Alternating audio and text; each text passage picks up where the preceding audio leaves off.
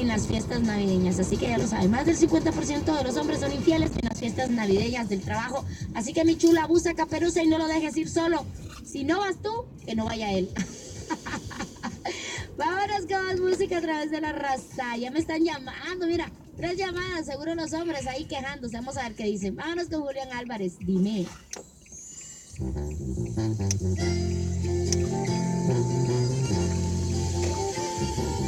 Todo se termina como comenzó, solo cambiamos sola por la Dios y yo caramba. Sister Christian, all the time has come.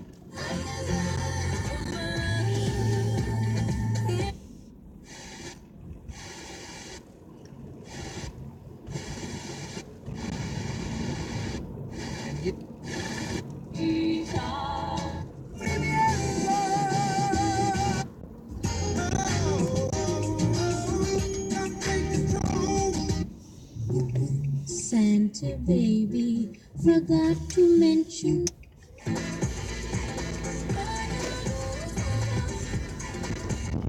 Feel me, draw the top when it's cold, but you feel the heat.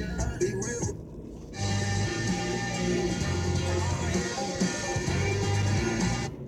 Well, there's help. Try new Sudafed PE Day Plus Night for maximum strength congestion.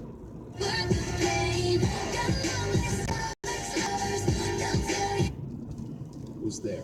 It was used this summer in Maryland to identify the shooter who killed 5 people at the Capital Gazette newspaper. We're seeing it used at airports. A man was arrested in August at Washington's Dulles Airport trying to enter the country on a fake passport. But facial recognition technology has also raised serious questions about privacy as more governments and police departments are using it.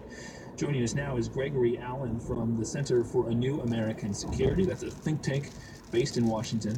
And Greg, what else can you tell us about how widespread this technology has become? Should we just assume that our faces are already in a database somewhere?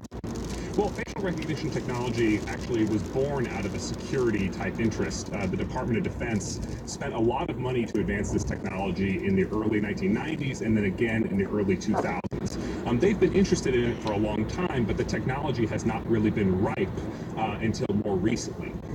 So the FBI currently has a partnership with 16 states in the United States whereby they can access driver's license photos, and about half of the population in the United States currently lives in states or in cities that allow access to facial recognition technology on public records. So what that means is that if the police have a photo from a security camera and that is the suspect of someone believed to have committed a crime, they can then take the face in that photo and run it against their facial recognition database and see if they get a match from driver's license photos, from past mugshot photos.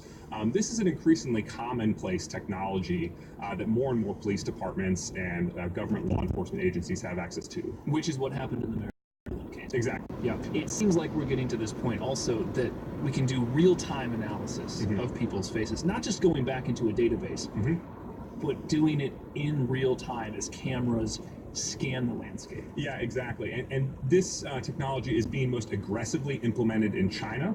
And a lot of the most interesting computer vision technology is also coming out of China. They have a lot of advanced companies in this area. So just this year, there was an instance of an individual who was wanted by the Chinese police who attended, coincidentally enough, a concert in China. There was 50,000 people in attendance at that concert. With facial recognition technology, Chinese police ID'd him as an individual in real time, and they arrested him on site. I understand you've been to China recently. Yes, I was just in China this month. Have you noticed, when you're there, can you notice that this technology is being used? It's shockingly ubiquitous. So I would say that the facial recognition systems are tied intensively to payments. Most people in China do not carry cash anymore. You will even see, I had the experience of borrowing 10 yuan for the subway from a 70-year-old woman, and she did a phone-based payment, and she authorized it not with Touch ID, not with a passcode, but unlocking it with her face. That's what enabled her to loan me the subway money. That technology of facial recognition tied to payment systems. It's much more commonplace in China. That's also the case in office places where instead of using a key card or a token to get into your office, there might just be a camera at the door that recognizes your face and opens up the gate for you.